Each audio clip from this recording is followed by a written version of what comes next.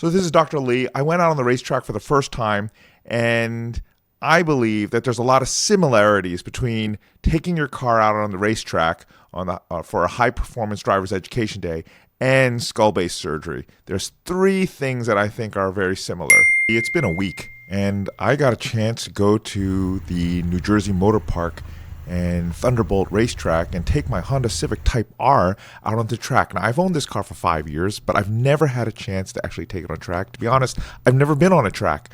But what struck me was that being out on track as a novice, high-performance driver education student, this is just like doing skull-base surgery. What are the analogies? So number one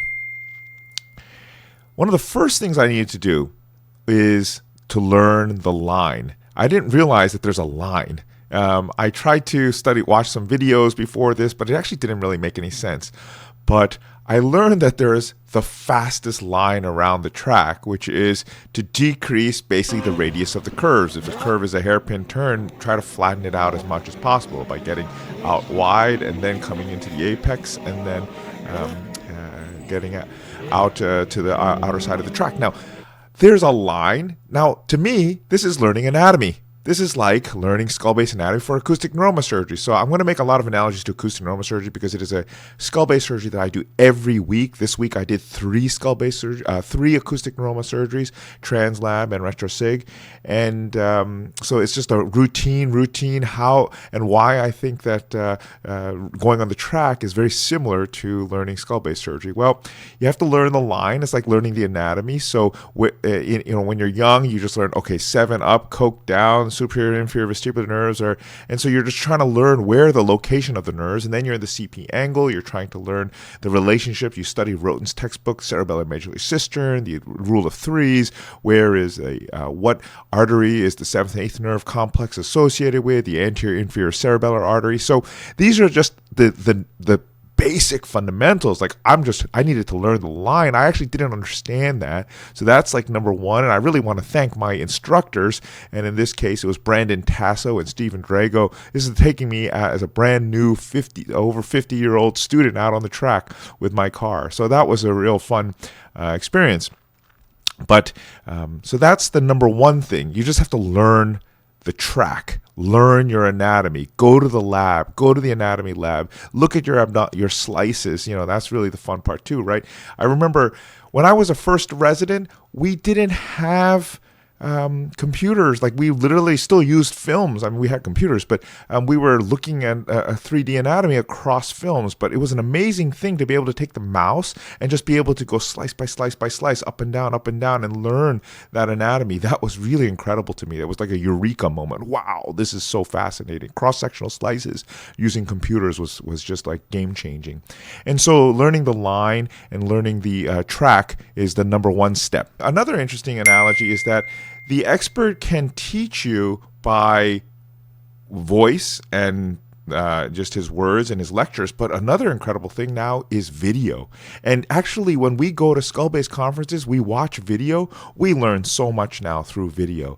It's incredible. The learning curve has just flattened. We've learned how to learn and teach quickly just by doing video. And the same thing actually with this with track video. Now I'm actually able to watch some YouTube videos and pick up some nuances. So there's lots of analogies. Another second analogy is that there are mentors and there are students. So in this case, I've been a mentor now for many, many years, and I've been practicing for almost 20 years at Penn, and I teach residents. But what's interesting is that I am now a student in this case, and I needed to watch my mentors. And so for 2 of my 6 sessions for these 2 weekends, I actually had the instructors drive my car, and I would get to watch them. Now, I didn't learn as fast as I would have hoped I would have learned, but it was very, very helpful to see someone take my own car and then just to watch how they're shifting through, because I have a manual transmission, how they're shifting, what line they're taking, and it's super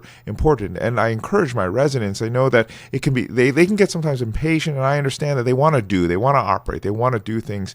But on the other hand, there's a lot you're internalizing by just watching. And so I had to revert to that stage by watching Stephen or Brandon as they took me in my own car around this track.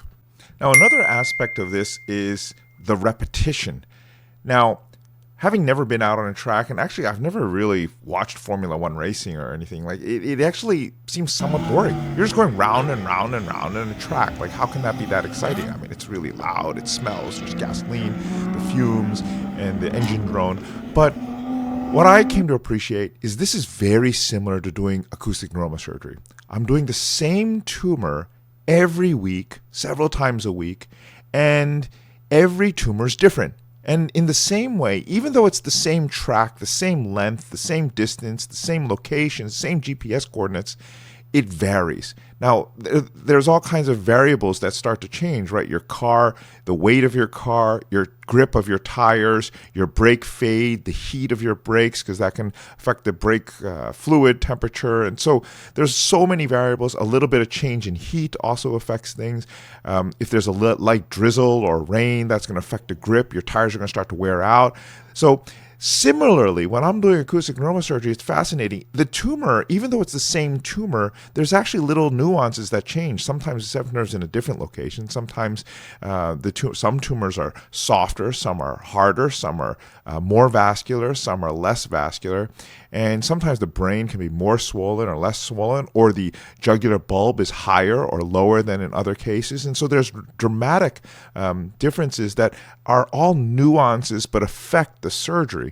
And so, for example, one thing I do, I want to reduce variability in order to make my surgery better. So one thing I do is I have to live somewhat of a boring life. During the weekdays, right before acoustic neuroma surgery or skull-based surgery, my life is so boring. Wake up at the same time, drink the same coffee, do the same routine day after day after day, because that repetition reduces variability and allows me to perform at my highest.